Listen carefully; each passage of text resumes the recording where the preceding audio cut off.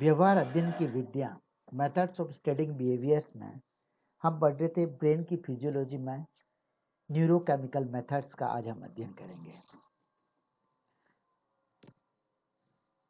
Studying behaviour के method का introduction में पढ़ लिया कि इसमें एनिमल बिहेवियर की स्टडी में जो प्रमुख वैज्ञानिक है वो कार्ल वॉन फ्रिंस है, Niko Tinbergen, Konrad Lorenz, Jane van Goodall, chimpanzee Gombe national park Tanzania पे कार्य किया है, डॉन फॉस्टी ने गुरिल्ला पे कार्य किया, जॉर्ज बिसेला ने टाइगर और हिमालयन एनिमल पर, जोसेफ विजनबर्ग ने स्तनियों पर कार्य किया, सलीम अली ने ऑर्निथोलॉजी पर कार्य किया है।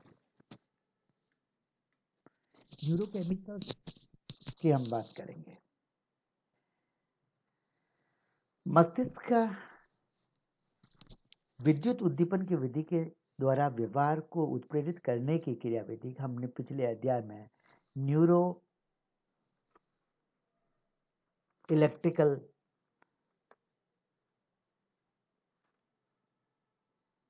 या न्यूरोफिजियोलॉजिकल टेक्निक्स में स्टडी किया है।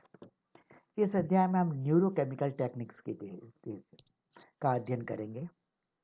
केमिकल ब्रेन स्टिमुलेशन टेक्निक्स भी इन्हें कहा जाता है। इसमें काम में आने वाले जो पदार्थ हैं मुख्यतः 3 प्रकार के पदार्थ हैं। पहले न्यूरोट्रांसमीटर्स हैं, दूसरा ब्लॉकिंग एजेंट्स है और तीसरा हार्मोन्स है।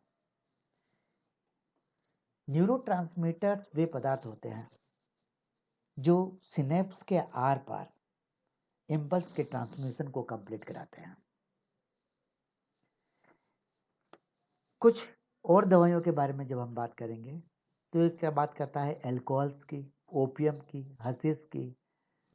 एल्कोहल, ओपियम और हशीश जो है इनका उपयोग दर्द कम करने के लिए, उकसाने के लिए, आराम, निद्रा के लिए या फिर सुखाभास, यूफोरिया के लिए इनका प्रयोग किया जाता है। दवाओं और शराब के नशे में कई बार लोग जो है अपराध के मार्ग पर जा हो चुके होते हैं। इसका एग्जाम्पल हमारी बुक में दे रखा है कि ब्राज़ील और वेनेजुएला के जो लोग होते हैं जिन्हें येनो मेमो इंडियंस कहा जाता है, दवाओं के सेवन के पश्चात वे अत्यधिक हिंसक हो जाते हैं। दवाओं को लेने का तरीका इसमें बताया गया है कि दवाएं मुख से ले सकते हैं, ब्लड से ले सकते हैं, पेशियों से ले सकते हैं या सीधा मस्तिष्क में डाल सकते हैं, मस्तिष्क से ले सकते हैं। जब लोग अल्कोहल पीते हैं, अफीम लेते हैं तो सुख का बोध होता है, आनंद मिलता है। ये दवाएं अवशोषित होकर रक्त में चली जाती है, रक्त से मस्तिष्क में चली जाती है और मस्तिष्क में जाकर के जो स्पेसिफाइड जो एरियाज होते हैं उस एरिया पर प्रभाव डाल करके उनको सुख का बोध कराते हैं। इसलिए इनको यूफोरिया या सुख का बोध वाला अनुभव होता है। मस्तिष्क में ऐसे केंद्रों की उपस्थिति को जानने के लिए दवाओं को सीधे मस्तिष्क के उन भागों तक पहुंचाई जाती है। जब व्यक्ति बताता है कि मुझे सुख का बोध हो रहा है तो प्रयोगकर्ता ये सुनिश्चित कर लेता है कि मस्तिष्क में पाया जाने वाला कौन सा विशेष क्षेत्र जो होता है वो आनंद का केंद्र है। इस प्रकार के केंद्रों की खोज तथा उसके उद्दीपन का अध्ययन विभिन्न प्रकार की दवाइयों के माध्यम से किया गया। यही वे दवाइयाँ हैं जो इंसोम्निया, स्लीपलेसनेस, अनिद्रा, अवसाद जैसी समस्याओं को हल करने में सफल हो पाई है। डिप्रेशन और इंसोम्निया, अवसाद और अनिद्रा का मुकाबला करने वाली जो दवाइयाँ होती है उन दवाइयों को साइको एक्टिव ड्रग्स कहा जाता है। साइको एक्टिव ड्रग्स जो 2 प्रकार की होती है, ट्रांसक्यूलाइजर्स और सिडेटिव्स। ट्रांसक्यूलाइजर्स को उपशामक कहा जाता है और सिडेटिव्स को अवसादक कहा जाता है। ट्रांसक्यूलाइजर्स की जब हम बात करते हैं तो ट्रांसक्यूलाइजर्स में हमारे पास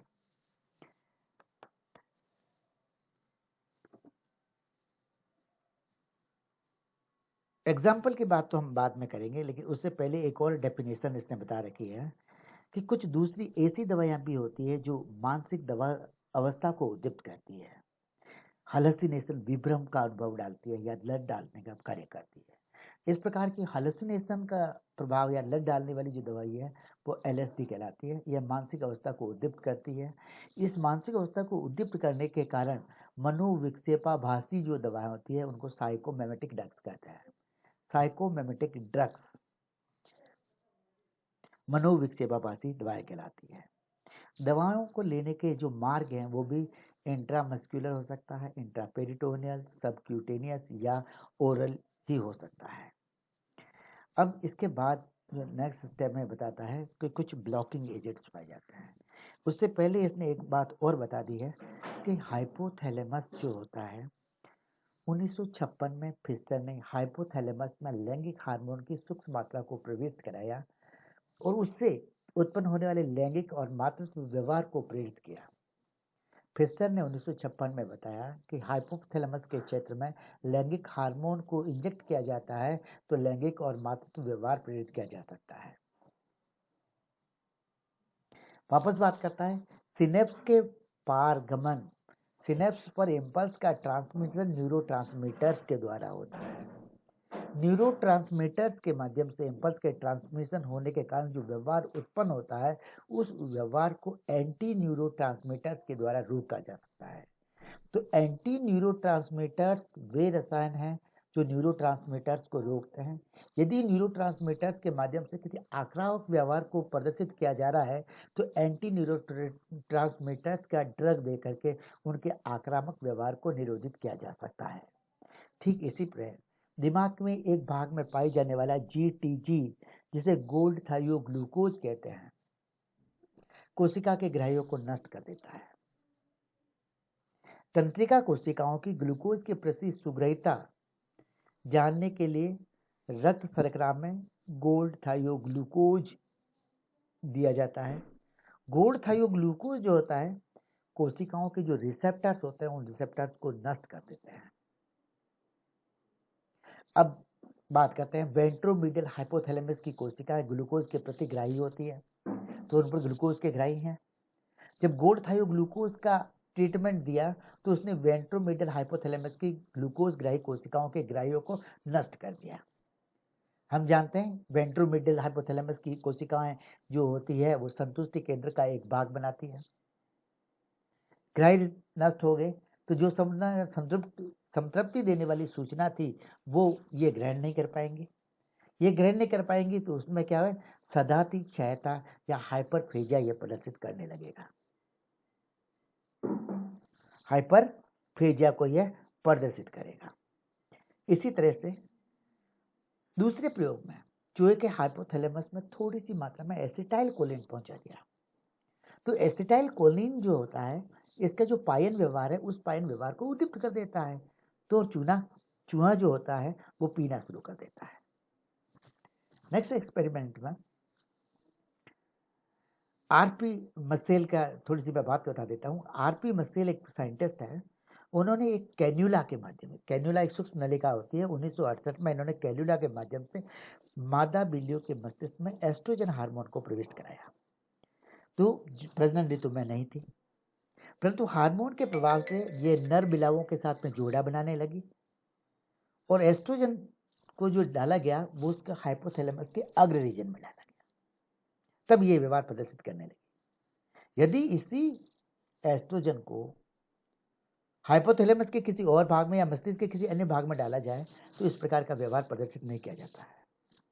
रक्त में छोड़ा गया रेडियो सक्रिय एस्ट्रोजन भी सिर्फ अग्र हाइपोथैलेमस को ही द्वारा ही शोधित किया जाता है। ठीक इसी तरह का दूसरा एग्जाम्पल हमारे साथ स्लाइड के साथ प्रदर्शित किया जा रहा है। Injection of the testosterone.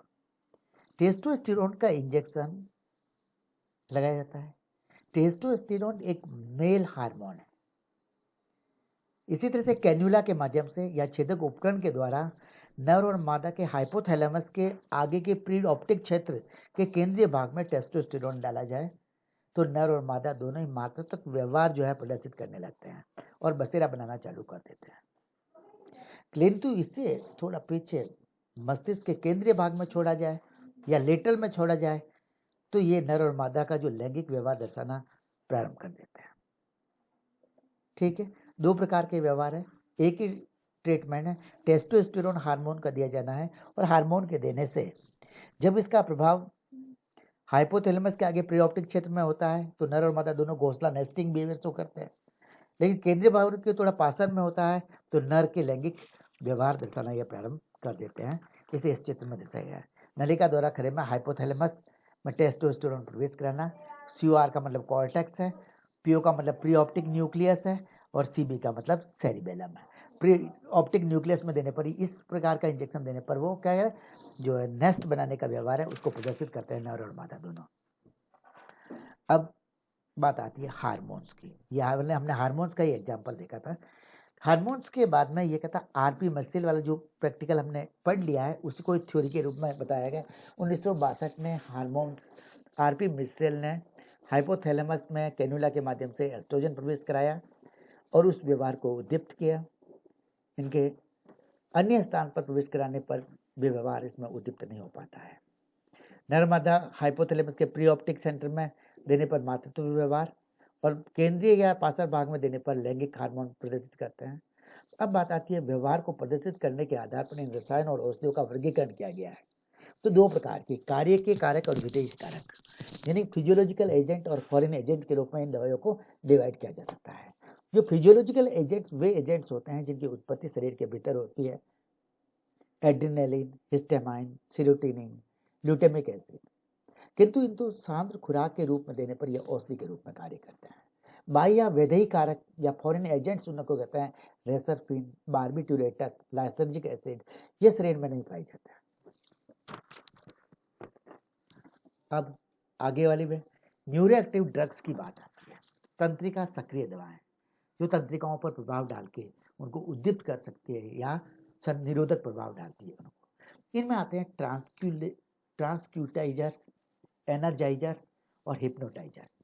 ट्रांसक्यूटाइजर्स जिन्हें हम कहते हैं उपसामक, ये व्यग्रताओं, उत्तेजनाओं और भावनाओं को कम करते हैं। एनर्जाइजर्स जो होते हैं अति उत्तेजनशीलता उत्पन्न करते हैं, संवेदक और प्रेरक गतिविधि को बढ़ाते हैं। ये एंटी डिप्रेसेंट की भांति कार्य करते हैं। एनर्जाइजर्स में आते हैं कैफीन और एम्फेटामाइन। सम्मोहक या हिप्नोटाइजर्स जो होती है ये प्रेरक होते हैं, अवसाद या गहरी निद्रा उत्पन्न करते हैं और इसमें बार्बिट्यूरेटस आते हैं।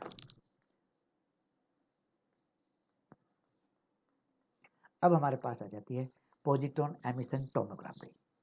हाल ही में मस्तिष्क के विभिन्न कार्यों की खोज के लिए टोमोग्राफिक तकनीक्स अपनाई जा रही है।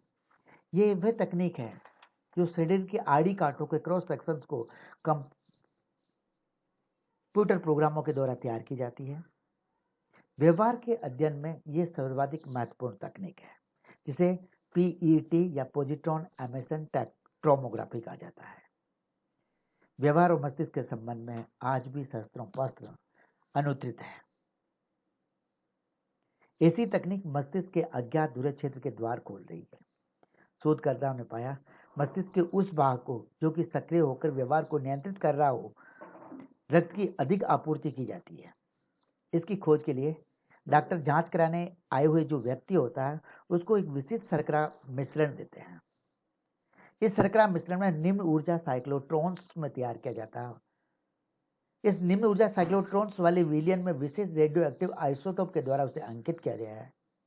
ये रेडियो एक्टिव पदार्थ अन्वेषण करने पर डॉक्टर ने पाया कि मस्तिष्क के कौन से क्षेत्र में सामान्य या असामान्य गतिविधि हो रही है, उसका आकलन बिल्कुल सही तरीके से कर पाता है। कैट क्रम विकसक पेट स्कैनर उस दर का पता लगा सकते हैं जिससे कि विशिष्ट शर्करा मस्तिष्क द्वारा खपाई जा रही होती है। पेट क्रम विकसक से जुड़ा हुआ एक कंप्यूटर स्क्रीन पर रंगों की गतिविधि को दर्शाता है। एक व्यक्ति को सिर्फ देखने की अनुमति दी गई। देखने की अनुमति देने पर उस व्यक्ति के मस्तिष्क उस व्यक्ति के आंखें खुली हुई थी, तो उसका विजुअल कॉर्टेक्स सक्रिय था। ये पीछे वाला पोर्शन विजुअल कॉर्टेक्स सक्रिय, आंखें खुली हुई पहला व्यक्ति है। जब इस व्यक्ति को देखने के साथ मित्र के शब्द सुनने की आज्ञा दी गई तो ये लेफ्ट का जो है साइड का रीजन है, यहाँ पर भी गला धब्बा लगेगा। पीछे वाला धब्बा तो है जहाँ विजुअल कॉर्टेक्स ऑसिपिटल जो है लोब कार्य कर रहे थे, और यहाँ विजुअल कॉर्टेक्स ऑसिपिटल लोब के साथ में लेफ्ट टेम्पोरल लोब भी काम करने लग गया। लेफ्ट टेम्पोरल भी काम करने लग गया। इसका मतलब बोली गई भाषा का विश्लेषण मस्तिष्क के बाएं भाग के अर्धगोलार्ध द्वारा किया गया। इसमें आगे के जो घेरे धब्बे होते हैं वो आगे के गहरे धब्बे, आगे तीनों ही गहरे धब्बे दिखाई दे रहे हैं। ये आगे के तीनों गहरे धब्बे ये प्रदर्शित करते हैं कि जो बोलने वाला व्यक्ति है उसके मस्तिष्क में कल्पना हुई है, उसने योजना बनाई है, फिर उस योजना को फ्रंटल लोब का, योजना बनाना और कल्पना करना फ्रंटल लोब का कार्य है, इसलिए यहाँ पर ये फ्रंटल लोब भी एक्टिव दिखाई दे रहा है। तीसरे उद्दीपन में व्यक्ति को देख भी रहा है, संगीत भी सुन रहा है, दोनों काम कर रहा है, तो इस मस्तिष्क में कल्पना और योजना भी बन रही है, देख भी रहा है और सुन भी रहा है, संगीत भी सुन रहा है, तो उसका राइट टेम्पोरल लोब भी एक्टिव हो गया। तो इस प्रकार का जो व्यक्ति होता है वो, उसमें ये तीनों ही लोब सक्रिय हो गए, ऑसिपिटल हो गया, टेम्पोरल हो गया और फ्रंटल, तीनों ही लोब इसमें सक्रिय हो गए। संगीत का रसास्वादन का केंद्र टेम्पोरल लोब में होता है, यह इससे निष्कर्ष निकलता है। अंत व्यक्ति को एक कान से संगीत सुनने, दूसरे से मित्र को सुनने, आंखों से देखने का अवसर दिया गया, तो पेट क्रम विक्सल में सारे धब्बे एक्टिव हो गए, देखने का, संगीत सुनने का और मित्र को शब्द सुनने का दूसरे कान में। तो ये लेफ्ट टेम्पोरल लोब भी हो गया, फ्रंटल भी हो गया, ऑसिपिटल भी हो गया और राइट टेम्पोरल भी हो गया। इसका मतलब सभी जो एक्टिव हो गए धब्बे, ये हमें पेट क्रम विक्सन की छवि में प्रकटित होता है, पूरा दिमाग एक्टिव हो गया। छवि निर्माण की जो अन्य टेक्निक्स हैं उनमें ये सारा डिटेल मैंने आपको सुना दिया है, 1 2 3 चारों केस भी बता दिए हैं। छवि निर्माण की अन्य टेक्निक्स में आते हैं computerised tomography, magnetic resonance imaging और डिजिटल सब्सट्रैक्शन एंजियोग्राफी। विकास का चिकित्सकों और शोधकर्ताओं द्वारा जीवित अंगों पर मस्तिष्क और व्यवहार के साथ नजर रखने के लिए किया जाता है। इस टेक्निक में से जो क्वेश्चन बनता है वो है, right short notes on the neurochemical techniques, what is the pet explain. Thank you, धन्यवाद वीडियो को देखने और सुनने के लिए।